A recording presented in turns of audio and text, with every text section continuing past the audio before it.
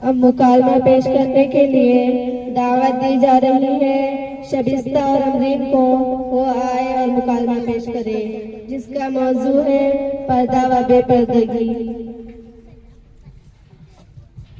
شبستہ باجی، السلام علیکم ورحمۃ اللہ وبرکاتہ۔ وعلیکم السلام ورحمۃ اللہ وبرکاتہ۔ امرین بہن، شبستہ باجی، یہ بوتل لے کر تیزی سے کہاں جا رہی ہو؟ ارے بہن، نل چالو ہو گیا ہے، جلدی سے جا کر پانی بھر لو ورنہ بہت بھیڑ لگ جائے گی۔ ارے باجی، اتنی بھی کیا جلدی ہے، ذرا دوپٹہ تو صحیح کر لو۔ ارے بہن، میں دوپٹہ کیسے صحیح کر لوں؟ تم کو دوپٹہ گلے میں نہیں دکھ رہا ہے کیا؟ ارے باجی، دوپٹہ گلے کے لیے تھوڑی نہیں ہوتا ہے، بلکہ سر ڈھانکنے کے لیے ہوتا ہے۔ چل چل، بڑی آئی دادی بن کر نصیحت کرنے۔ ارے باجی، میں کیا نصیحت کروں گا کہ میں آپ کے سامنے بچی ہوں، لیکن مجھے اتنی تو بات معلوم ہے کہ شریعت اسلام نے عورتوں کو پردے کا حکم دیا ہے اور سر ڈھانکنا بھی اس پردے میں داخل ہے۔ ارے بہن، میں کہیں بازار تھوڑی میں جا رہی ہوں، گھر کے سامنے محلے کی تو بات ہے، یہاں پر سر کھلنے سے کیا بے پردگی ہو رہی ہے؟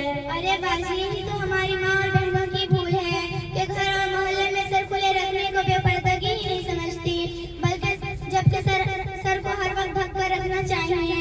ارے بہن، گھر میں ایسا کون آ رہا ہے جو ہر وقت سر کو باندھے رکھے ہیں؟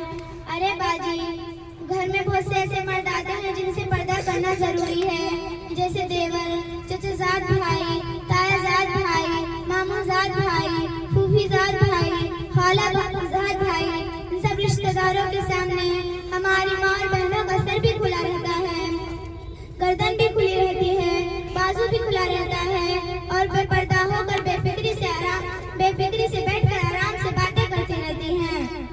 ارے بہن، آج کل کے زمانے میں تو ہماری مائیں بہنیں ان سب سے پردہ ہی نہیں کرتی، اور آج کل کے زمانے میں تو یہ گناہ عام ہے۔ ارے باجی، یہ تو بہت بڑا گناہ ہے۔ ایک مرتبہ نبی کریم صلی اللہ علیہ وسلم نے فرمایا کہ میں نے بعض عورتوں کو جہنم میں مختلف عذاب میں مبتلا دیکھا ہے۔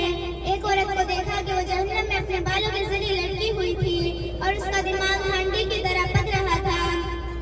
ارے باجی، آپ کی پیاری صاحبزادی حضرت فاطمہ رضی اللہ عنہا نے پوچھا، ابا جان، وہ عورت اس طریقے سے کیوں لٹکی ہوئی تھی؟ تو آپ صلی اللہ علیہ وسلم نے جواب میں ارشاد فرمایا کہ اس عورت کو عذاب گھر سے ننگے سر جانے کی وجہ سے ہو رہا تھا، اور وہ نامحرم مردوں سے اپنے بال بھی نہیں چھپایا کرتی تھی۔